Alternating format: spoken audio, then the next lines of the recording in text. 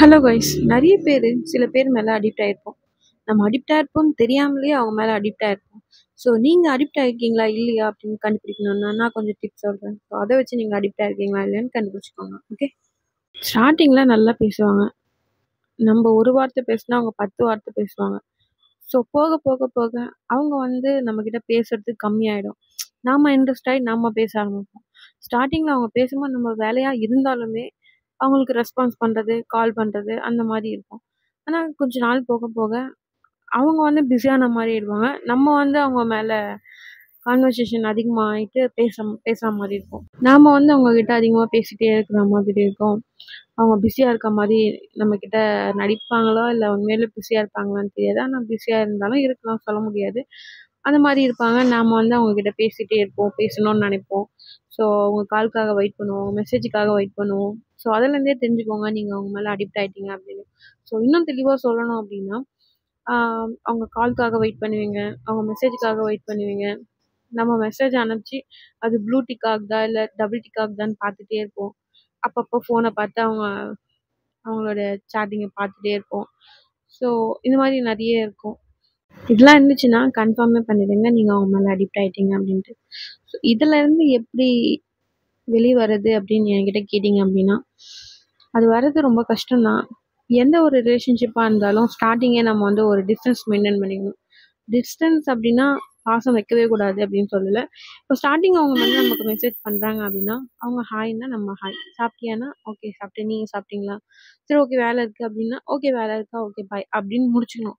அதை விட்டுட்டு கொஞ்சம் நேரம் பேசுகிறேன் ப்ளீஸ், கொஞ்சம் நேரம் கால் பண்ணி பேசுங்க அப்படின்ட்டு நம்ம டைம் கொடுக்கக்கூடாது அவங்களுக்கு. கரெக்டாக அந்த மாதிரி கொடுக்க போய் தான் நம்ம அவங்ககிட்ட பேசினா கொஞ்சம் ஜாலியாக இருக்குது, கொஞ்சம் நல்லா இருக்குது, கொஞ்சம் ஃப்ரீயாக இருக்குது அப்படின்ட்டு நம்ம அவங்ககிட்ட பேசிகிட்டே இருக்கிற மாதிரி ஒரு சூழ்நிலை அமையும். ஸோ அதுக்கு நம்ம இடம் கொடுக்காம இருந்தால் நம்ம மனசுக்கு ஓகே நம்ம வேலையை நம்ம பார்க்கணும் அப்படின்னு தோணும். கரெக்டாக இப்போ நான் சொன்னது எல்லாமே இருந்துச்சுன்னா கண்டிப்பாக நீங்கள் அவங்க மேலே அடிக்ட் ஆகிருக்கீங்க அப்படின்னு அர்த்தம். ஸோ நீங்கள் ஓகே நீங்கள் சொல்கிறதுல பாதி இருக்குது பாதி இல்லை அப்படின்னு நினச்சிங்கன்னா நான் ஒன்று சொல்கிறேன், அதை ட்ரை பண்ணி பாருங்கள். ஓகே, ஒரு நாள் ஃபுல்லாக அவங்களுக்கு கால் பண்ணாதீங்க, மெசேஜ் பண்ணாதீங்க, அவங்க ஐடி பார்க்காதீங்க, அவங்க வாட்ஸ்அப்பில் இருந்தால் அவங்க சேட்டிங் பார்க்காதீங்க, எதுவுமே பார்க்காதீங்க, ஃப்ரீயாக விட்டுருங்க. அந்த மாதிரி ஒரு நாள் ஃபுல்லாக இருந்தீங்கன்னா நீங்கள் அவங்க மேலே அடிக்ட் கிடையாது.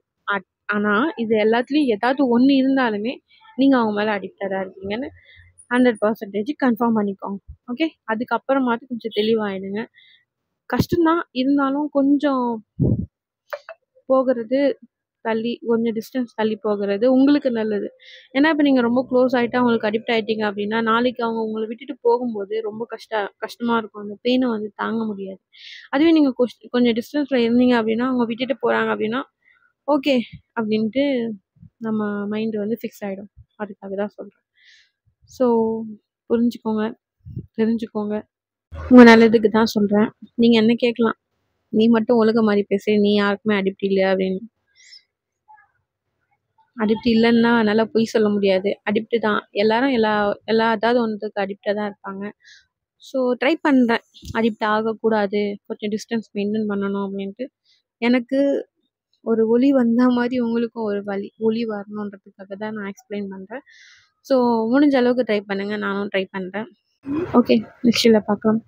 நீங்கள் யார் மேலே அடிக்டாக இருந்தீங்க அப்படின்னா கமெண்ட்டில் சொல்லுங்கள், நானும் தெரிஞ்சுக்கிறேன். ஓகே.